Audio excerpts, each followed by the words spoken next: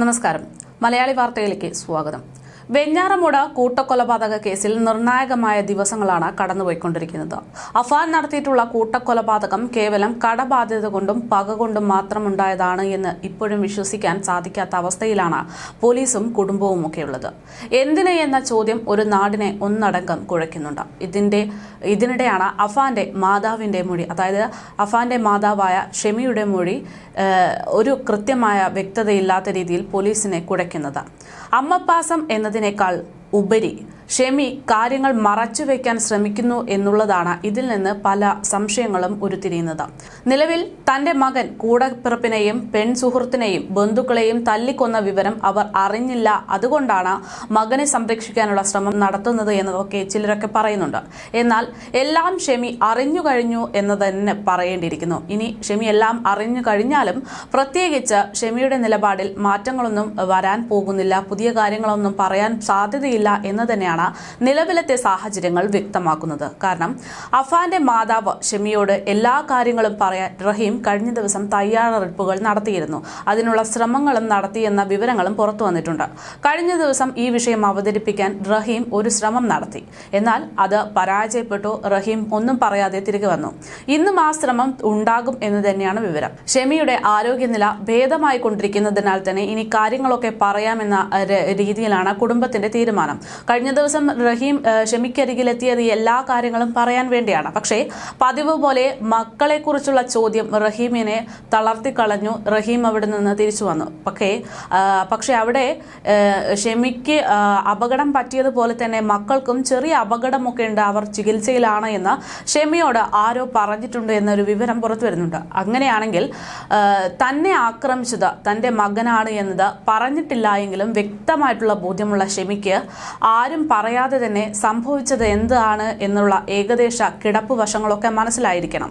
എന്നിട്ട് പോലും അഫാനെ കുറിച്ച് ഷെമി ഒന്നും പറഞ്ഞില്ല, അഫാനെ കുറിച്ചൊന്നും ഷെമി ചോദിക്കുന്നില്ല എന്നത് തന്നെ ഇനി ഷെമി ഒരു കാര്യങ്ങളും പറയാൻ പോകുന്നില്ല എന്ന കാര്യങ്ങൾ വ്യക്തമാണ്. എന്തായാലും ഇനി എല്ലാ കാര്യങ്ങളും അറിഞ്ഞ ശേഷം എന്തെങ്കിലും നിർണായക വിവരങ്ങൾ ലഭ്യമാകും എന്നുള്ള ഒരു സംശയം വേണ്ട. കാരണം ഷെമി എല്ലാം മനഃപൂർവ്വം മറച്ചു വെക്കുകയാണ് എന്ന് തന്നെ ഈ ഒരു റിപ്പോർട്ടിൽ നിന്ന് വ്യക്തമാകുന്നുണ്ട്. എന്തായാലും പേരുമലയിൽ ഉൾപ്പെടെ ഉമ്മുമ്മയെ കൊന്ന കേസിലടക്കം അന്വേഷണം നടത്തുന്നതിന്റെ ഭാഗമായി അഫാനെ ഉടൻ തന്നെ സംഭവ സ്ഥലത്തൊക്കെ തെളിവെടുപ്പിനായി എത്തിക്കുമെന്ന വിവരങ്ങൾ കൂടെ ഇതോടൊപ്പം തന്നെ പുറത്തുവരുന്നുണ്ട്. വെള്ളിയാഴ്ചയോടെ തെളിവെടുപ്പ് നടത്തിയേക്കും എന്ന് തന്നെയാണ് പുറത്തുവരുന്ന വിവരം.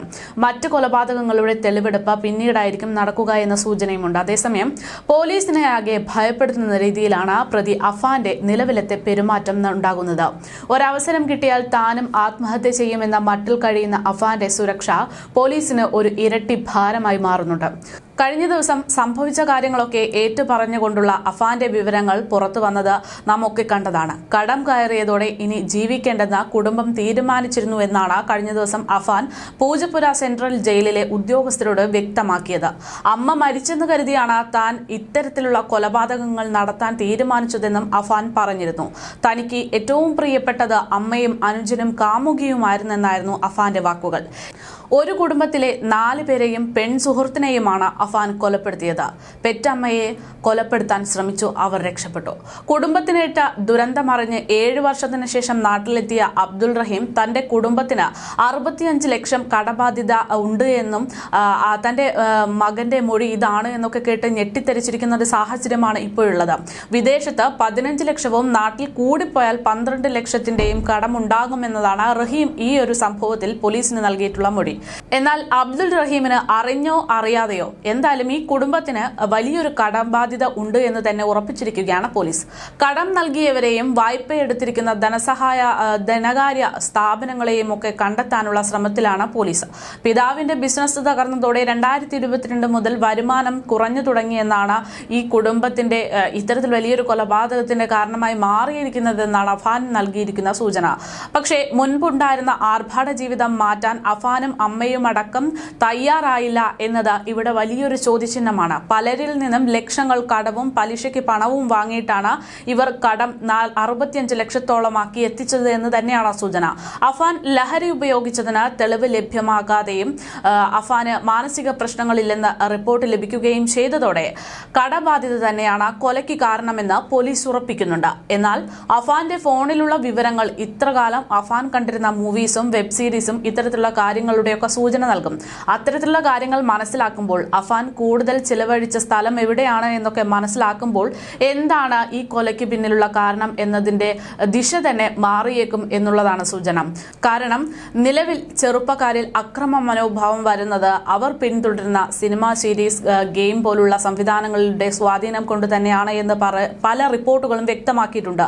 അതുമാത്രമല്ല, ഒരു ഫാമിലി മൂവിയും ഒരു ക്രൈം മൂവിയും ഒരുമിച്ചിറങ്ങിക്കഴിഞ്ഞാൽ അതിൽ ക്രൈം മൂവിയാണ് സ്കോർ ചെയ്യുക എന്നത് പലപ്പോഴായി നാം കണ്ടിട്ടുണ്ട്. കാരണം ക്രൈം കാണുക എന്നത് ഒരു ആനന്ദമാക്കി മാറ്റുകയാണ് ഇന്നത്തെ യുവതലമുറകൾ. എന്തായാലും ഇത്തരത്തിലൊരു സാഹചര്യത്തിൽ അഫാന്റെ ഓൺലൈൻ തിരച്ചിലുകളും മറ്റും കേസിന്റെ മറ്റൊരു തരത്തിലേക്ക് എത്തിക്കാനുള്ള സാധ്യതയുണ്ട് എന്ന വിവരം കൂടെ പുറത്തുവരുന്നു. ഇതിനിടെയാണ് അഫാന്റെ വിവരങ്ങൾ, അഫാൻ ചെയ്ത കൊലയുടെ വിവരങ്ങൾ, സ്വന്തം മകൻ മരണപ്പെട്ടു, സ്വന്തം മകൻ മറ്റൊരു മകന്റെ കയ്യാൽ മരണപ്പെട്ടു എന്നുള്ള വിവരങ്ങളൊക്കെ ഇപ്പോൾ റഹീമിന്റെ വായിൽ നിന്ന് അഫാന്റെ ഉമ്മ അറിയാൻ പോകുന്നു എന്ന വിവരങ്ങൾ പുറത്തു വരുന്നത്. പക്ഷേ ആ കുട്ടികൾക്കൊക്കെ എന്തോ സംഭവിച്ചിട്ടുണ്ട് എന്ന സൂചന ഷെമിക്ക് ലഭിച്ചിട്ട് പോലും അഫാനെ കുറിച്ച് ഒരക്ഷരം പറയാത്ത ഷെമി ഇനി ഈ വിവരങ്ങളൊക്കെ അറിഞ്ഞാൽ അല്ലാതെ വേദന പങ്കിടുകയല്ലാതെ ഈ മകനെ കുറിച്ച് കൂടുതൽ വിവരങ്ങൾ പങ്കുവയ്ക്കുമോ എന്ന കാര്യത്തിൽ സംശയം തന്നെയാണ്.